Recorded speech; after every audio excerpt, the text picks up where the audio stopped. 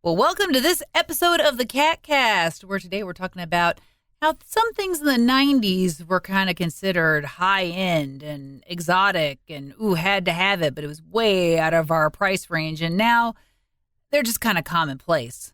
I'll go first. Me. You. Just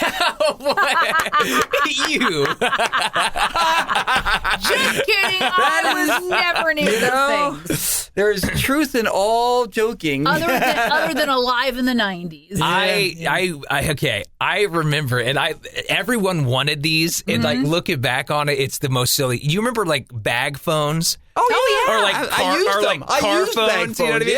yeah. My uncle was a doctor. He had one in his Audi, and you we were were like, just like the coolest ever if you had a car or a bag phone. You know what I mean? Oh yeah. I mean, I remember we peeked in his window like this to look at it because they were like, "Don't you kids be touching that? Yeah. We won't." Mid 90s, my wife and I had one phone. It was a bag phone. Well, I mean, we had the home phone, but one portable phone. It was the bag phone. Yeah. And each day before we left, it was like, okay, who's going to take this today? Remember, it's only for emergencies. Did you say things like "Who's going to take the bag"? Because it's like $1,200 a minute or whatever. They charge you a ridiculous price. Insane. But like for a mobile phone, you really didn't have cell phone. They did, but you're talking. They look like satellite phones. You know, it was like this big. Okay, and then you had an antenna as well. Right, you know exactly. what I mean?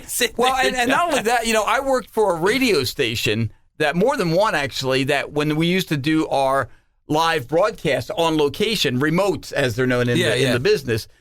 That's what we did. We took that bag phone and we had an antenna. We put it up on the roof of the vehicle and and I'm live today from blah, blah, blah. And that was like, oh my God, I can't believe we can do this now. How about that? Wow. My, how far we've come. Oh yeah. Now phones fit in your pocket. Can you believe it? Although some people are going back to the sort of dumb phones and maybe a little bit bigger too. Yeah, for sure. Just to make it, I think in some cases, just to make it maybe a little more inconvenient for them, so that they're not so joined at the hip with them. It's just which isn't a bad thing. I feel like everyone's addicted to their phones. Maybe going back to something that doesn't alert you for everything. Right. You know what I mean? Yeah. we didn't anticipate that back. 90s early. I was saying this earlier today, man. I cannot believe the 90s are like 30 plus years ago. I know. To me, it's like the 90s were last month. So as somebody who graduated in 1996, trust me, I'm super hyper aware that it's been 30 years. When you talk about the 90s, I would tell you, I mean, obviously, just technology in general has exploded. We got our first computer in like 1994. Yeah. And it was a used computer. I paid $600 for it. Jeez. I know. And it wasn't even high-speed internet. No, you gotta be kidding. It was a dial-up. You know what I mean? It was Kids, one of those that was deals. back before you couldn't be on the internet and the phone at the same time. Typically, you had the same line. So if you were on the internet, your phone line was busy. And I know this because I sometimes was on the internet and my grandma would be like, I've been trying to call. But it was so advanced. And, I remember even email, okay? I sent out like a test email out into the, I don't even know where. You've got mail. Where it went. Yeah, well, no, I was never on AOL. I know that. Okay. But I sent out an email and I started getting basically spam back. That's what it was. But I was so pumped. I'm getting email back. Somebody's sending me email back. It was like, okay. Someone in the world is out there. Somebody recognizes me. Billy's signing up for all the mail-up lists just so he could, get his emails. Little did we know what a millstone around our neck email would become, Even DVD players back in the 90s, they were like hundreds and hundreds of dollars. You can buy DVD players now for like $15. But you remember even some cars had it. You could put like multiple CDs in at a time. Oh yeah. Like the 12, like the rotating CDs. Yeah. The carousel, right? I had one in my last vehicle. Yeah. I always like you think about it now and because you're right. Like back in the day, you only had like one CD in there. When you saw someone load up a couple, you're like, what are you doing? This is amazing. Very sci-fi. I told Jordan a little while ago, the first, just in terms of, CDs, DVDs, the first CD player I ever bought, it was a big sort of table model, and it took one CD. It wasn't like even like a multiple. It took one CD, and it was like maybe this big, and it cost me about $300. And but I have a CD player now. So, I'll never forget. I was so amazed by it. My RCA unskippable CD player. Although, like, even though it was labeled unskippable, right. It lied. It lied to you. Maybe it was less skippable, but it was not unskippable. You'd be hitting a bump on the bus. Nah. It messed up your music. Well, when you were able to take them with you on the road, the portable CD players, forget it, man. No, I know. Back in the day, that was a game changer. Yeah. Oh, yeah. So for us, it was a camcorder, video recorder. So my dad wanted one. It was like 90, 91. And you might think, oh, of course, that's not uncommon. Most dads wanted one of those to record their children's progress and growth. And I was in basketball. I had a brother in marching band. My other brother was in karate and all this stuff, right? No. Dale wanted it because there was an albino deer on our property, and he thought it was the most amazing thing he ever saw and wanted to record the deer. So my brothers worked at Pop and Go Video, and next to that was the Entertainer. So my dad was like, boy, what kind of deal can you get on one of these things? All right, so this thing was so big. It looked like my dad worked for like KRCG, like the news. Oh my gosh! Yeah. I mean, it was massive, and he had the case for it and everything. And I mean, he did everything but basically polish that thing, and it was all to capture deer, and then later turkey. We had one of those big honking cameras, and we used to take them to school for the kids' plays and whatnot like that. Mm-hmm. And I did finally get one Father's Day. I got one of the smaller Sony cams. You know what I'm talking about? Oh, yeah. And it took high 8 film. They're little cartridges. Yeah, I know exactly what you're talking about. And I have like 100 of those at home, and I haven't seen them in years because I don't have anything that can play them. Because the player itself died. I mean, the camera itself died. So one of these days, I'm going to have to get something that can actually play those and maybe convert them to something viewable now. Is that why you need my her VCR? My VCR? Yeah. I still have that. That's what my dad did. I borrowed Erin's VCR. She goes, just hang on to it however long you need. And I wasn't doing anything with it, so my wife says, no, you have to get that back to Erin. She said it's okay. She goes, no, you have to get it back to me. I tell you what, how about I sell it to you? $5. Yeah. Then I'm rid of it. Okay. No, my dad had one of those exact same cameras, and he ended up transferring like all the film onto like a flash drive. Right. Speaking of that, even like little what do they call them? You know, those little like flash drives you plug into a computer. You know what I mean? You've ever back in like the 90s. You could get like a gigabyte one, and they were not only rare, very expensive. You're talking these days. We have like 3 terabyte drives. Yes. Okay, a gig. Yes. You had a gig thumb drive. Well, you know is the what? word I was looking for. We didn't even know how to pronounce gigabytes because in Back to the Future he says gigabyte. Gigawatt. He says gigawatts. That's how think unfamiliar it was a gigabyte. Right, with that concept we were. We didn't even know how to say it right yet. You know. Are you sure that he didn't say it Well, right? it was Doc Brown, so it's possible. Yeah, he was. We're talking about things from the 90s that were considered advanced and wow, you know, what how futuristic. And now we look back and go, you know what? I mean, it's funny. Somebody mentioned, Young Sheldon is based in the 90s. It is. Mm-hmm. And there was an episode where they got a 27-inch TV. Ooh. Yeah. And they were so amazed by it. They just couldn't take their eyes off it. Our living room TV now is a 65-inch. And we replaced the 50-inch, which went into the bedroom. I remember not all that many years ago, we bought a 35-inch TV, and we were like, oh, my gosh, I can't imagine us getting a TV any bigger than this. This is massive. Look at this, I remember my dad spending hundreds and hundreds of dollars on this. It's like an arms race. Ginormous, boxy, brown TV. I mean, it was massive. It took up most of the living room. It's a console TV. Yeah, it was a console TV. My parents had one, I grew up with those, yes. And I remember, like, at the time, it was amazing. But I remember, it's like that thing, it was maybe like 340p. You know what I mean? It was like, it had like the worst, or it didn't even go up. Maybe at max, it was 720p. I don't even think so. I had one that when my grandmother passed away, I got the TV that she had in her bedroom. So, and this is not an exaggeration. I would turn it on, pull the little dial, and you'd wait. And the screen would be totally black. Right. About 5 minutes later, you would hear sound. Right.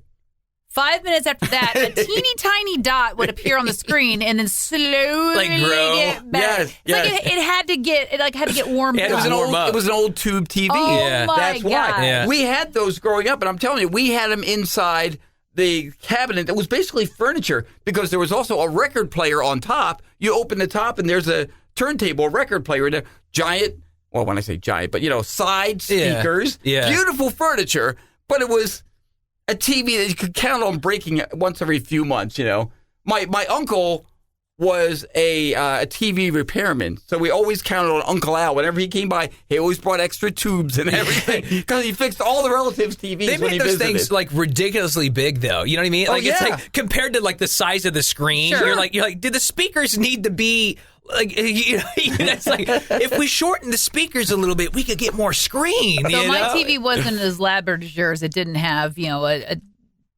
turntable and 8-track and all this other stuff on it. But my friends were just like, dude, why does it take so long? I'm like, I don't know, because it's old.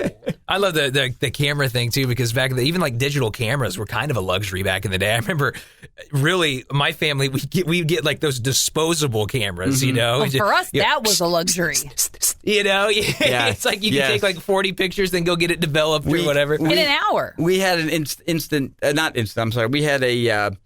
It was a regular camera. Take a picture. You have to take the pictures of Photomat, get them developed, or the drugstore or wherever. Right. Get them developed. Maybe you got to wait a few days for that. That was horrible. Yeah. I can't wait. I can't believe I have to wait a few days to see these pictures. Sorry, we got to wait for them to come back from the developers. That's the thing. Half the time, you took all these photos and you're like, you don't really know how until you get them developed, you don't know how they came out. Half the time, you would get pictures back and be like, why did I take a picture of that again? What is this supposed to be? His eyes are closed. But there was no instant knowing, do we need to retake it? You kind of just took a couple to make sure. How do we take pictures down? All right, let's go again. All right, let's go again. Until we get the one we want. Yeah. Back in the day, you had no idea. It was a gamble. You're like, half the family's eyes are closed with this one. This is going to be the best we get right here. This is it, man. This is the Christmas card. And there's no photoshopping. Pagers back in the day. Pagers were a huge thing too. That was like the cell phone before the cell phone. True. Yeah. Yeah, I had one like early 2000, and it was my then boyfriend who insisted I get a pager. It wasn't like I was a doctor or anything cool. Or a drug dealer. No. I worked in retail. Why did I need a pager? I didn't. Don't forget groceries. Okay. Oh, yeah. Sometimes you just use a little code, 82. Okay, I know what 82 is. Instead of typing everything. Or if you put in a code, it would pop up a little message on the screen. Miss you. Or love you. Heck, caller ID back in the day Yeah. was like, really a luxury because otherwise you kind of just like, who's calling me? I don't know. It's you like just the kind of Wild West. Hello? You don't know. Yeah. Or you could also do S8008 and turn upside down. It says boobs. Simple pleasure. You know what I mean? Do that with any calculator, kids. See, when I was a kid, though, like everyone thought I was my mom. I'd answer the phone and they'd think I was my mom. So like, sometimes like her friends would just start into a story, and I'm like, let me go get my mom. You know what I mean? It's like, so I sounded like this from the time I was about 4 or 5. So my mom had a strict don't answer the phone policy for me because like people would just unload because they thought I was an adult. Right. If they were trying to sell me something, if they were trying to, they would just go on and on. I was like, okay. I mean, because I didn't know what I was agreeing to. Yeah. So my mom's like, you're just not going to answer the phone anymore. Okay. If we can't quite get to it, it's okay. You just let it ring. Don't worry. I've told you guys this story multiple times. When I was a kid, I had a high-pitched voice, and I'd answer the phone. Hello? Is your dad home? No, he's not. Well, who's this? This is Kevin. All right, Karen, will you tell your dad? I go, not Karen. Kevin, I'm a boy. So, how things don't quite change. I'm telling you. We're talking about things from way back, mostly in the 90s. We're talking about, we can expand beyond that, where that were kind of amazing then, and now are kind of commonplace. I will tell you guys, I don't think I ever told you this. In fact, my wife reminded me of this. Netflix. Yeah. We were one of the first test subjects with Netflix. Really? When it was the envelope. Yeah. When I used to send the disc and an envelope. Yeah. And then You keep it, and then when you're all done with it, you send it back. Send it back, and they send you what you wanted next. Right. And we had apparently, somebody had gotten in touch with us at the radio station I was working at. Hey, would you be interested? Yeah. So it was like we were getting these Netflix things, and it was amazing. So I forgot about this. She reminded me of that. That was long before, streaming or anything like that. It was just discs. Yeah. They would arrive in the mail, in the envelope. Mm-hmm. You put your queue together of the movies that you want so that it knows when you send that movie back, the next movie on your list is going to arrive. And back in the early days, too, they didn't even have like hard cases to put it in. It was literally a cloth sleeve. Yeah, you just and you'd know, you were like, ooh, I'm one of the last people to get this. It was all like crinkled and crumbled and had all sorts of gunk on it. You're like, whoa, this one's been used a little bit. That's crazy. I remember too, like my friends, like before we had like satellite dish on our house, I remember I'm like, oh, they got one, and then you're like, oh, there's hundreds of channels, man, like, instead of just the local channels. So my parents when they got a satellite dish. Now keep in mind, I had graduated high school at that point when my dad finally came and said, okay, and we were one of the last people I knew of that got one of the giant ones is what I'm talking about. Satellite dishes. Like us kids were like, you think we could sit in there? We could sit in there. Right? I just always remember seeing that as a kid. I was, that's a luxury house right there. They got the satellite dish. Those people are living large, man. And there's still nothing to watch on TV. I think we got the last one in the state of Missouri. It was out there forever. We got. I was living in New Jersey. I was still at home with my folks, but this was like 81. I guess we got cable for the first time, and cable to me was amazing because, again, you just flip through how many hundreds of channels. Mm-hmm. But it's kind of like what Jordan said. Even then, there was a whole lot of garbage on. Yeah, so. It seemed like it was always like that. You had it was very strict times of like, all right. 7 o'clock to 10, probably going to get some pretty cool movies. But then all of a sudden you're like, well... What kind of movies were you looking for, Jordan? No. That's what I mean. At nighttime, it was that kind of situation. I will tell you, during the morning, it's just nothing but... Right. Cinemax, they had all the squiggly, wavy lines on it. But if you watch real carefully, I saw something. Wow. It's like, wow, the stuff you settled for back then, man. But again, you were young and adolescent, and I like how all anything worked at that point. Yeah. All the TVs back in the day too made a noise. I had that like real high pitched ring. Like you turn, like I knew when someone had a TV on in the house. Like my ears were like tuned to that frequency. I could hear the TV on. Like now you walk into a room, you don't know if there's screens everywhere. I can't hear them though. Yeah. Can you imagine if you could still hear them like you could back then? I don't know if this is exactly falls into the category of like luxury things that were like woo, but in the 80s and 90s, kids, you knew when it was the end of the day for that TV channel because they would broadcast the Star Spangled Banner. You'd see the flag waving. Yep. And then there'd be a quick message. This concludes our broadcast day. Yeah. And then it would go to like that all kind of colorful screen with the squares. And that was it. Yeah. When TV stations used to sign off, in some cases they had like an Indian head with the headdress and everything and the test pattern and everything. Yep. But I remember that. And then the next morning, we now begin our broadcast day. Wonder how many kids fell asleep and woke up to just the... oh, it's over. I will tell you something really crazy that in high school we did this. Now, you got to remember, I grew up in New Jersey, just a stone's throw from Philadelphia. So we used to be able to, take the train and whatever into the city. City Hall had this bank of phones. These are pay phones, okay? And what would happen was you could dial a certain number, and it was a test number for the phone company is what it was. But you'd get all these kids on there all at the same time, and they could all get into this one or two numbers. And we're talking to each other free. But there was a beep going. It was like a busy signal. So you dial a number, you hear, but you could talk in between. So it was like, hey, who is this? Wow. How bored were you? But then I remember once, a whole bunch of us were all talking. We gave ourselves nicknames. It was like this weird little phone freak club, okay? Yeah.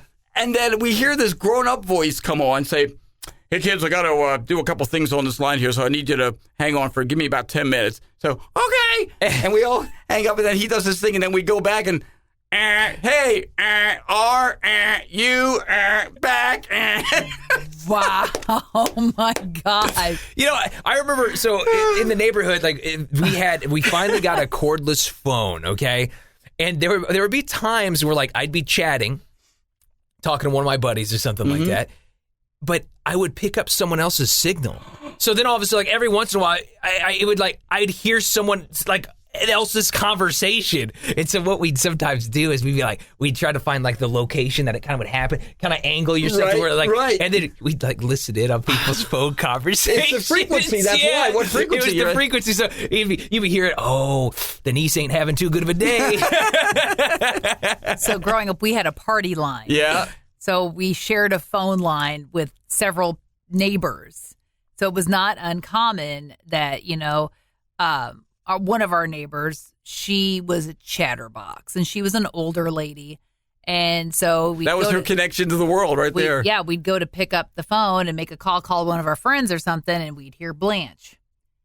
Okay, so we'd, hang up, try again in like 10 minutes. Blanche is still going. Blanche is still going, huh? Yeah, so we would just sit there after a while and just be like, listen in.